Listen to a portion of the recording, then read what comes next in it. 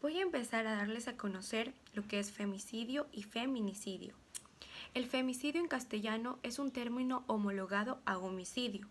Solo se refiere al asesinato de mujeres, mientras que el feminicidio incluiría variable de impunidad que suele estar detrás de estos crímenes, es decir, la inacción o desprotección estatal frente a la violencia hecha contra la mujer.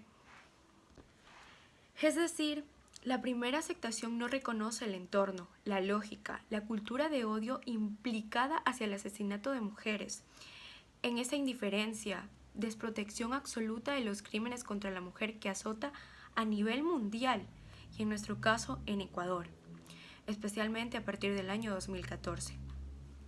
Al menos 144 países han aprobado leyes para prevenir el control y sancionar la violencia doméstica. 154 países cuentan con una legislación sobre el acoso sexual. Sin embargo, pese a contar con una ley, no se puede garantizar esos fines que la sociedad reclama, porque el fenómeno es ancestral y sobrenatural. Fundamentalmente suele venir desde lo psicológico, desde el machismo, desde la educación, desde la cultura tradicional. En América Latina y el Caribe se ubican 14 de los 25 países del mundo, en donde más se cometen femicidios.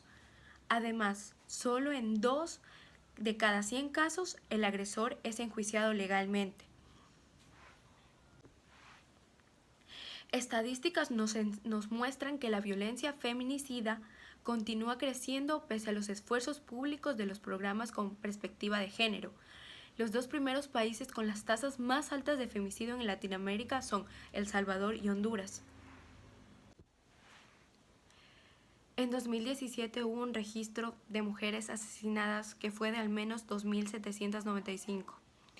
Esto se registró en Latinoamérica, a causa de la reproducción de patronos de violencia en la sociedad, ante el crecimiento del círculo de agresiones de tipo emocional, física y sexual, contra mujeres y niñas. Las edades de las víctimas están promediamente el 58% entre 14 y 34 años. El 7% corresponden a asesinatos de niñas de 0 a 5 años y el 9% restantes fueron menores de 18 años. Mientras que los datos de los agresores corresponden a el 66% de ellos fueron parejas o ex parejas de las víctimas. El 7% fueron sus padres o padrastros. El 16% de femicidas después de cometer el delito se suicidan. En nuestro país han sido asesinadas más de 3.200 niñas y mujeres en los últimos 16 años. Estos crímenes no respetaron condición social, nivel de educación, lugar de residencia, color de piel o estado marital. Entre ellas eran madres, esposas, hermanas, hijas, y fueron arrebatadas de su vida sin derecho alguno, sin poderse defender, sin poder decir ni una sola palabra. Ante el caso de lo que estamos viviendo de la pandemia sobre el coronavirus, hemos tenido que estar aislados en nuestras casas y muchas de estas mujeres están con su agresor. Desde que se declaró la emergencia sanitaria en Ecuador, millones de hombres y mujeres han tenido que cambiar su vida y sus hábitos, adaptándose a la cuarentena. Tanto hombres como mujeres están aprendiendo a vivir un aislamiento. Muchos están aprendiendo el teletrabajo, el telestudio e incluso hacerse cargo de acciones que parecen sencillas, pero no lo son. Históricamente, las mujeres se han dedicado también al cuidado de su hogar, de sus hijos. En medio de la pandemia, muchas personas buscan mantenerse a salvo, quedándose en sus casas. Pero la casa no siempre es un lugar seguro, especialmente para las mujeres, niñas, niños y adolescentes, que en esta cuarentena han tenido que encerrarse con sus agresores.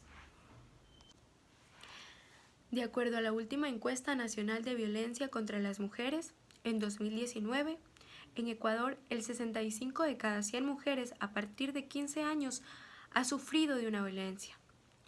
En esta misma encuesta se establece que el 30 de cada 100 mujeres ha sufrido violencia en su ámbito familiar y el 66 de cada 100 ha sido violentada por parejas, exparejas a lo largo de su vida. Bajo este patrón, no sorprende que la violencia de género haya aumentado en el aislamiento. ONU Mujeres ha manifestado su preocupación porque considera que las mujeres están expuestas a dos pandemias. Por un lado, encontramos el COVID-19 y por otro, la violencia machista. Según esta organización, el aislamiento social y las restricciones de movilidad agravan y facilitan que la violencia machista contra mujeres y niñas aumente, ya que al estar encerrados con sus maltratadores, poseen muy pocas oportunidades para salir de sus hogares y buscar una ayuda.